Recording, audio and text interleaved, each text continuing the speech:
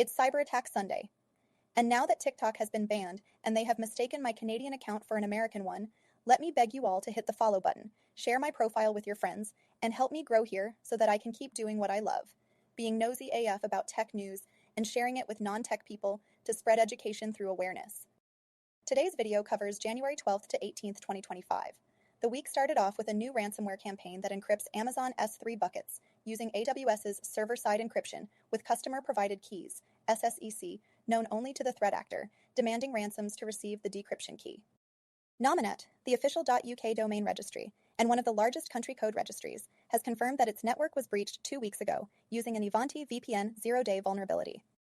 Telefonica, the multinational telecommunications company headquartered in Madrid, has confirmed that its internal systems were breached by hackers, leading to the theft of more than 236,000 lines of customer data and close to 500,000 JIRA tickets. Threat actors are exploiting a critical remote command execution vulnerability, tracked as CVE 2024-50603, in Aviatrix controller instances to install backdoors and crypto miners. Attackers are targeting people interested in pirated and cracked software downloads by abusing YouTube and Google search results. Path of Exile 2.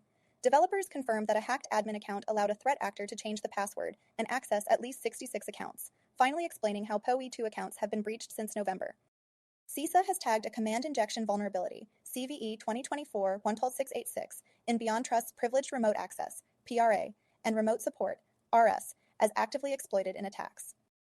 Blood donation not-for-profit OneBlood confirms that donors' personal information was stolen in a ransomware attack last summer. Attackers are exploiting a new authentication bypass zero-day vulnerability in FortiOS and FortiProxy to hijack Fortinet firewalls and breach enterprise networks.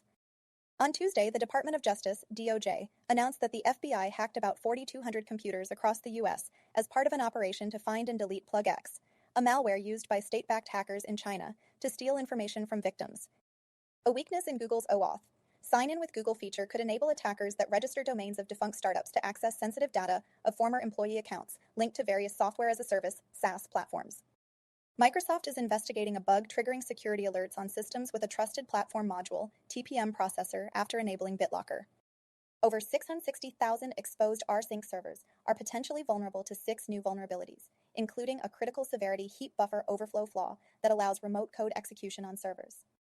Ironically, cybercriminals now use Google search advertisements to promote phishing sites that steal advertisers' credentials for the Google Ads platform. In 2024, the Taiwanese government saw the daily average of attempted attacks by China double to 2.4 million, with a focus on government targets and telecommunications firms. Avery Products Corporation is warning it suffered a data breach after its website was hacked to steal customers' credit cards and personal information. North Korea's Lazarus Threat Group has launched a fresh wave of attacks targeting software developers, using recruitment tactics on job hiring platforms. This time, the group is using job postings on LinkedIn to lure freelance developers in particular into downloading malicious Git repositories. These contain malware for stealing source code, cryptocurrency, and other sensitive data. A newly discovered botnet of 13,000 microtik devices uses a misconfiguration in domain name server records to bypass email protections and deliver malware by spoofing roughly 20,000 web domains. A new hacking group has leaked the configuration files, IP addresses, and VPN credentials for over 15,000 FortiGate devices for free on the dark web, exposing a great deal of sensitive technical information to other cybercriminals.